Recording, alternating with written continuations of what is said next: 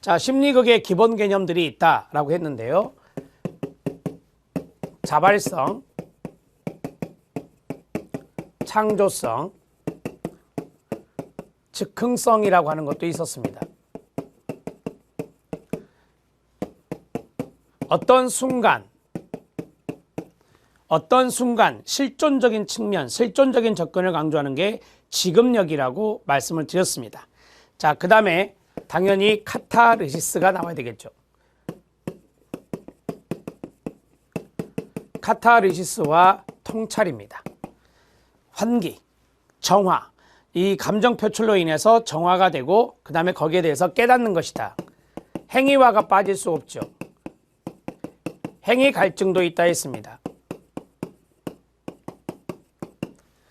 그 다음에 잉여 현실이 있었습니다.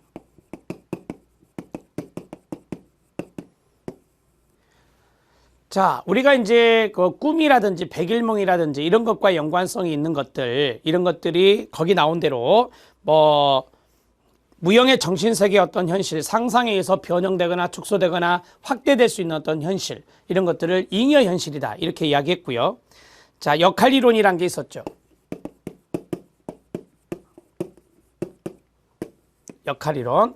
심리극을 통해서 주인공으로서의 역할이 있고 관객으로서의 역할이 있고 보조자로서의 역할이 있다. 근데 이러한 역할들을 행위를 통해서 창조하는 역할 창조, 이런 것들이 필요하다라고 말씀을 드렸습니다. 참 만남이 있고요. 새로운 정체성을 행위화를 통해서 만날 수 있다라고 했습니다. 놀이정신, 워밍업. 자, 이 워밍업은 앞에서 말씀드렸던 자발성과도 관련성이 있다 이렇게 설명을 해드렸습니다. 자, 텔레라고 하는 것이 있었습니다. 친근감이라고 하는 거, 그 다음에 사회 측정학, 관계적인 측면을 측정하는 겁니다. 그 다음에 사회 원자, 상호 의존적인 측면에서의 가장 작은 단위, 이런 것들이 바로 사회 원자다 이렇게 정리해 드렸죠. 자, 이 정도 정리하시면 됩니다. 이 내용을 좀 적어 놓으세요. 저는 이제 타이틀만 적어 드렸고 앞에서 교재를 통해서 쭉 이해를 시켜 드렸습니다. 여기까지가 심리극입니다. 지금부터서 보는 것은요, 아주 가볍게 보세요. 뭐가 나왔죠? 예술적 접근 방법이 나왔습니다. 우리가 일명 표현예술 치료 또는 예술 치료라고 하는 것인데, 아래 각조를 봐주세요.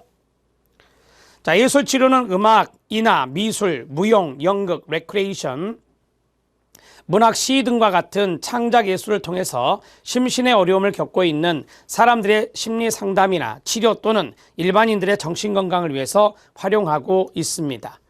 자, 여기 있는 내용은 여러분들이 이제 상담 이론이라고 하는 과목이 있잖아요. 상담 이론에서도 이 표현예술적인 상담이 있거든요. 그 내용과 일맥상통하다라고 보시면 됩니다. 자, 간단하게 보겠습니다. 미술치료는 음악, 놀이, 무용, 레크리에이션, 심리극, 문학, 시, 치료와 같은 예술치료의 한 영역이 됩니다. 그림이나 조소, 디자인의 기법 등과 같은 미술 활동을 통해서 심신의 어려움을 겪고 있는 사람들이 심리상담이나 어떤 치료를 하고 심리적으로 건강한 사람들을 대상으로 한 자아성장 프로그램으로도 활용할 수 있어서 예방적 발달적 기능도 갖고 있습니다. 미술치료는 심리치료 과정에서 미술을 매개체로 하는 방법입니다. 그 다음에 작품을 만드는 어떤 과정 자체를 중요하는 치료로서의 미술이라는 입장도 있고요. 양자를 통합하는 입장도 있습니다. 목적과 대상에 따라서 선택할 수 있겠죠. 자, 첫 번째로는 미술을 매개체로 해서 심리치료를 할 수가 있는 방법이 있고, 그 다음에 작품을 만들면서 우리가 이제 그 과정 자체를 상당히 중요하게 생각하는 것이 있다. 이 두 가지를 통합하는 것도 있고요. 어떤 입장을 취하든 간에 미술치료는 인간의 조형활동을 통해서 개인의 갈등을 조정하고 자기 표현과 승화작용을 통해서 자아성장을 촉진시킨다라고 했습니다. 개인의 내적 세계와 외적 세계 간의 조화를 이룰 수 있도록 조장해 주는 것입니다. 미술치료의 장점이 있습니다. 미술은 심상의 표현이죠. 그 다음에 그 심상은 성격 형성에 중요한 역할을 하게 되고, 미술은 비언어적 수단입니다. 그렇죠? 그림을 그리는 거니까 통제를 적게 받습니다. 자신의 작품을 통해서 자신도 모르게 자신의 감정을 느낄 수가 있습니다. 개인이 만든 작품의 변화를 직접 눈으로 확인함으로써 자신의 감정을 회상하거나 새로운 통찰을 일어나기도 합니다.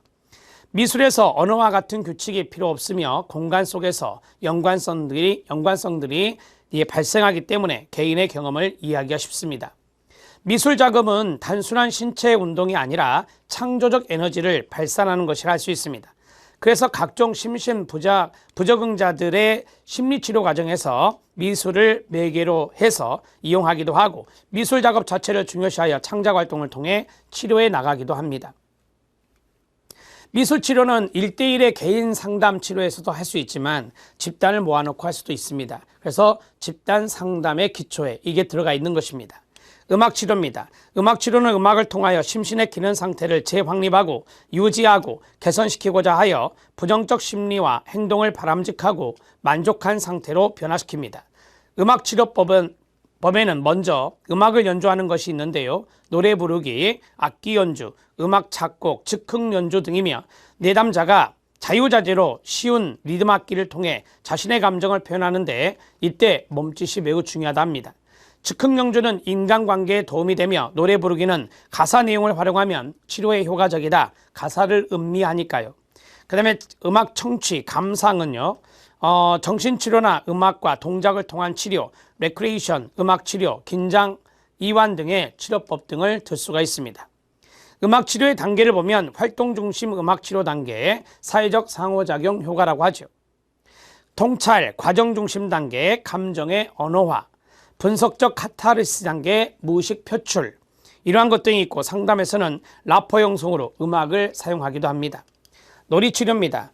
놀이치료는 놀이를 통해서 대인관계 개선, 공격성, 욕구불만, 집착성, 억제 등을 치료할 수 있습니다.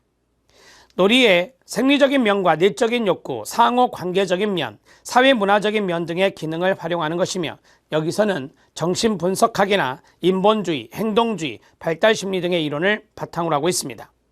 놀이치료는 많은 종류들이 있죠. 모래놀이 치료 들어보셨죠? 모래상자 놀이 치료, 게임 놀이 치료 이런 것들이 있습니다. 자, 레크리에이션 치료가 있습니다. 우리는 레크리에이션을 보통 여가 이렇게 말을 하죠. 거기 보면 휴양, 기분전환, 오락, 원기회복 등의 의미를 갖고 있는 것이 레크리에이션입니다. 스트레스 해소와 리더십, 협동심, 적극적인 생활 등의 효과를 거둘 수가 있습니다. 레크리에이션을 통해서 신체적, 정신적, 정서적, 사회적 행동의 변화와 개인의 성장과 발전, 증진을 이루는 과정이 치료 레크리에이션이라 말합니다. 치료 레크리에이션 과정은 평가, 정보 수집 및 사정을 말합니다. 계획, 이행, 평가, 마지막 평가는 효과성 평가 이런 것들이 여기에 들어갈 수 있겠죠. 이러한 순서대로 이루어지는데 치료 레크리에이션의 모델은 크게 치료, 여가 교육, 레크리에이션 참여 등의 3가지 구성 요소가 포함되어 있습니다. 참고하셔도 됩니다. 첫 번째, 트리트먼트 치료입니다. 기능이나 행동 수정을 목적으로 하는 것이 되겠죠. 어떤 기능을 개선하거나 행동을 수정하거나 치료적인 목표가 있습니다. 지적장애 정신지체의 경우는 움직임 발달, 사회성 증진, 주의력 집중 등의 효과를 얻게 됩니다. 여가 교육입니다. 여가 참여와 여가 생활에 관련된 지식, 태도, 기술을 익히게 하며 여가에 대한 인식, 사회적 상호작용 능력, 여가 활동 기능, 여가 자원에 대한 지식과 이용 등이 중심 내용이 됩니다. 레크리에이션 참여가 있습니다. 레크리에이션을 즐기거나 자기를 표현할 수 있는 기회를 제공하기 위한 집단 레크리에이션의 장을 마련하는 것이 레크리에이션 참여가 되겠습니다. 자, 기출문제 확인학습 별표 하나 쳐주시기 바랍니다. 자, 표현예술 치료가 나왔습니다. 최근에 이제 출제가 된 건데요. 첫 번째, 성장, 치료, 자아 발견의 마지막 단계에서 끊어요. 다양한 예술적 형태를 이용하는 겁니다. 다양한 예술적 형태의 밑줄, 거기에 음악도 있을 수 있고 놀이도 있을 수 있고 미술도 있을 수 있다. 그 다음에 움직임, 드로잉은 바로 그림입니다. 자, 움직임이나 드로잉, 그림, 페인팅, 조각, 음악, 글쓰기, 그 다음에 즉흥성과 같은 요소들이 바로 표현예술 치료에서 중요한 포인트가 되는 것입니다. 그 다음에 나탈리 로저스는 사람 내면의 깊은 신뢰는 그 사람 자체가 표현예술의 밑바탕이 되게 준다고 이야기를 했습니다. 자, 사람 내면에 어떤 깊은 신뢰가 있는데 그러한 것들이 바로 그 사람 자체가 표현예술치료, 여러 가지의 예술치료의 바탕 기초가 되게 해준다. 이렇게 정리하고 있습니다. 우리가 이제 표현예술치료, 미술치료를 하든지 아니면 음악치료를 하든지 그러한 치료에 참여하는 사람들의 신뢰감, 라포 형성과 연관성이 있는 것들이라고 보시면 되는데 그 내면에 있는 이 신뢰감이 상당히 중요하다라고 하는 것들을 이야기하고 있는 대목입니다. 인간 중심적 이론과 표현적 표현, 창의적 예술을 내적 성장의 토대로 정립하였다라고 했습니다. 자, 우리가 이제 인간 중심 이론이라고 하는 것을 로저스의 이론이라고 하죠.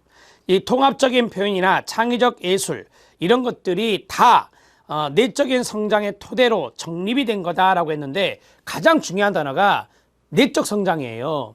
인간 중심 이론도 내적 성장을 강조하는 것이고요. 잠재력을 발휘해서 내적인 성장을 하는 것이고 여기 있는 표현예술 치료도 내적으로 성장하는 거예요. 그래서 거기 앞에서 말씀드렸던 내적인 어떤 신뢰감 이런 것들이 가지고 있는 그 사람이 자체적으로 가지고 있는 내적인 신뢰감이 상당히 이 표현예술 치료의 기저가 된다 이렇게 말을 하고 있고 그 다음에 통합적인 표현 이런 것들도 여기에 들어갈 수 있는데 이 통합적인 표현은 여러 가지 것들을 이야기할 수 있어요. 우리가 이제 미술 치료를 할 때 여러 가지의 표현이 나타날 수 있거든요. 그 내담자가 그림을 그릴 때 여러 가지의 표현력을 발휘할 거 아닙니까? 그게 바로 이제 통합적으로 분석이 될 수 있는데 그런 것들이 통합적 표현이다 이렇게 정리하시면 되고 그 다음에 창의적인 예술은 말 그대로 표현예술 치료에 해당되는 것들이니까요. 그래서 표현예술 치료라고 하는 것은 통합적인 표현과 창의적인 예술 이런 것들이 상당히 중요한 요소가 된다 이렇게 정리를 해주시면 되겠습니다. 이 네 가지 지문을 꼭 알아두셔야 돼요. 최근에 출제가 된 부분이니까 정리해 주셔야 됩니다. 자, 마지막으로 일 정리하고 마무리를 하죠.